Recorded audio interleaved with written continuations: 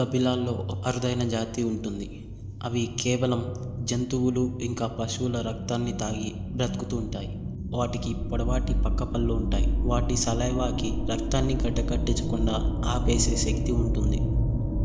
ఆ జాతి గబ్బిలాలకు వాంపైర్స్ అని పేరు పెట్టారు. అయితే కొంతమంది మానసిక స్థితి సరిగ్గా లేని వాళ్ళు జంతువులను చంపి వాటి రక్తాన్ని తాగేవారు.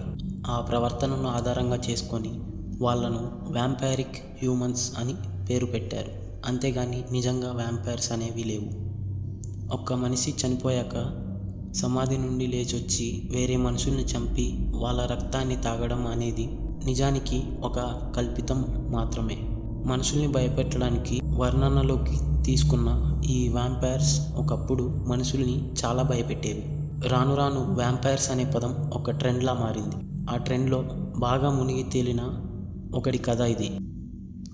స్కూల్ బెల్ మోగింది. పిల్లలంతా గ్రౌండ్లో ఆడుకుంటూ ఉన్నారు. నందన్ మాత్రం దూరంగా చెట్ల కింద కూర్చొని ఏదో పుస్తకాన్ని చదువుతూ ఉన్నాడు. అతనికి ఫ్రెండ్స్ ఎవరూ లేరు. ఎందుకంటే పిల్లలందరికీ అతనంటే భయం. అందుకు కారణం అతని విచిత్రమైన ఆకారం. అతని తల శరీరానికి సరిపోయేదానికన్నా బాగా పెద్దగా ఉంటుంది. తను ఉండాల్సిన దానికన్నా బాగా సన్నగా ఉంటాడు. కళ్ళు లోపలికి వెళ్ళిపోయి వాటి చుట్టూ డార్క్ సర్కిల్స్ ఉంటాయి. బుగ్గలు లోపలికి వెళ్ళిపోయి స్కిన్ లైట్గా పసుపు రంగులో ఉంటుంది. మ్యానుఫ్యాక్చరింగ్ డిఫెక్ట్ అని కొందరు, అతను రాక్షస బాలుడని మరికొందరు అతని దగ్గరకు వెళ్ళడానికి కూడా ఇష్టపడేవారు కాదు. నిరంతరం ఒంటరితనంలోనే గడిపే నందన్కి బయట ప్రపంచంతో సంబంధం లేక విచిత్రమైన అలవాట్లు అయ్యాయి. అతనికి వ్యాంపైర్స్ గురించి తెలుసుకోవడం, వాటి గురించి చదవటం అంటే ఇష్టం. ఆ చెట్ల కింద కూర్చొని తను చదువుతుంది కూడా ఒక vampire బుక్కే.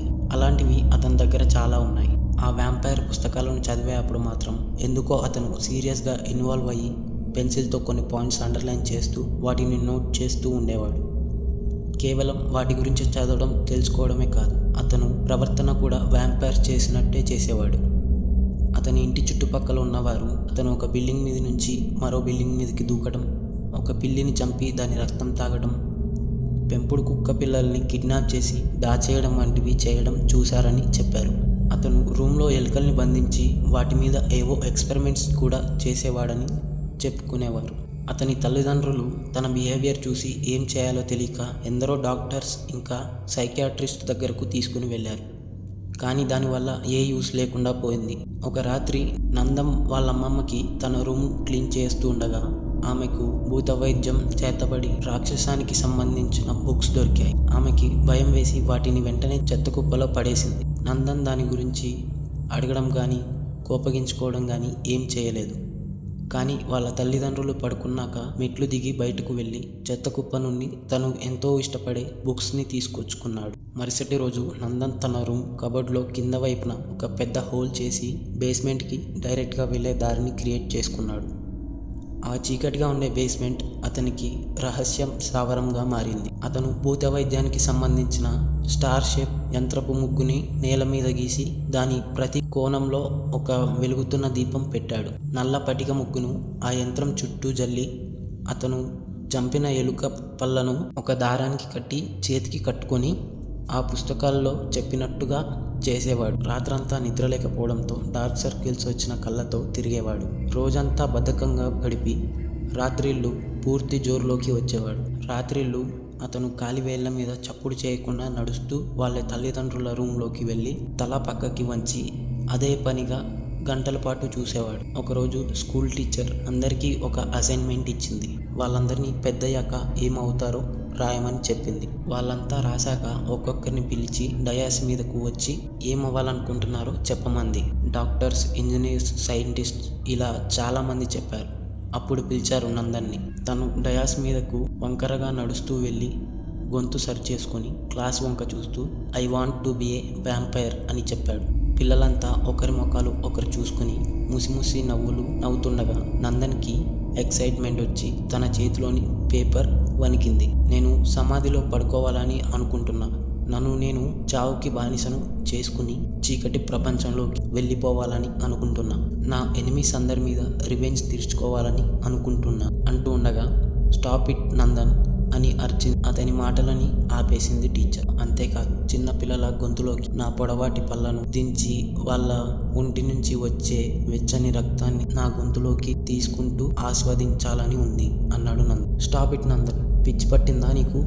Stand up on the bench అని అరిచింది టీచర్. నందన్ బెంచ్ మీద నించుని, నన్ను ఎగతాళి చేసిన ప్రతి ఒక్కరిని చంపి ఆనందాన్ని పొందుతాను, వ్యాంపైర్ అయి అందరినీ చంపేస్తాను అని పిచ్చి పట్టిన వాడిలాగా అరిచాడు. టీచర్ తనని ఆపడానికి ఎల్లో కలర్ నట్రాజ్ చెక్క స్కేల్ పెట్టి పట్టని కొట్టింది. ఆ తర్వాత అతన్ని బెంచ్ మీద నుండి బలవంతంగా దించి వెనుక నుంచి అతని కాలర్ పట్టుకుని ప్రిన్సిపల్ దగ్గరకు ఈడ్చుకెళ్ళింది. నందన్ ప్రవర్తన గురించి తెలుసుకున్న ప్రిన్సిపల్ అతన్ని పేరెంట్స్ని పిలిపించి మాట్లాడి అతన్ని స్కూల్ నుంచి సస్పెండ్ చేశారు. ఆ న్యూస్ బయటకు స్ప్రెడ్ అవ్వడంతో అతన్ని అందరూ ఒక పురుగును చూసినట్టు చూసేవారు, దగ్గర కూడా రానిచ్చేవారు కాదు.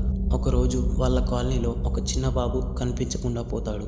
ఆ బాబు తల్లిదండ్రులు ఎంత వెతికినా ఆ బాబు ఎక్కడా కనిపించడు. పోలీసులకి ఇన్ఫార్మ్ చేయగా వాళ్ళొచ్చి ప్రతి ఇంటి తలుపుని కొట్టి లోపల ఉన్న వాళ్ళను రకరకాల ప్రశ్నలు అడిగి ఎంక్వైరీ చేశారు. నందన్ వాళ్ళ ఇంటికి వచ్చి తలుపు కొట్టాక అతను తలుపు తెరిచాడు. అతన్ని ప్రశ్నలు అడుగుతుండగా అతని ప్రవర్తనలో ఏదో తెలియని కంగారు ఆ పోలీసు వాళ్ళకి అనుమానం వచ్చింది. వాళ్ళ తల్లిదండ్రులతో మాట్లాడాలని అన్నారు. వాళ్ళ తల్లిదండ్రులు పోలీసులతో మాట్లాడి వాళ్ళను ఇల్లంతా సెర్చ్ చేసేందుకు అనుమతి ఇచ్చారు. దాంతో నందన్ కంగారు మరింత పెరిగింది. వాళ్ళు నందన్ రూమ్లోకి వెళ్ళి అంతా వెతికారు, కానీ ఏం అనుమానాస్పదంగా కనిపించలేదు. ఇంతలో ఒక ఆఫీసర్ కబోర్డ్లో వెతుకుతూ కింద పరిచి ఉన్న క్లాత్ని లేపి చూస్తే అక్కడ ఒక పెద్ద హోల్ ఉంది.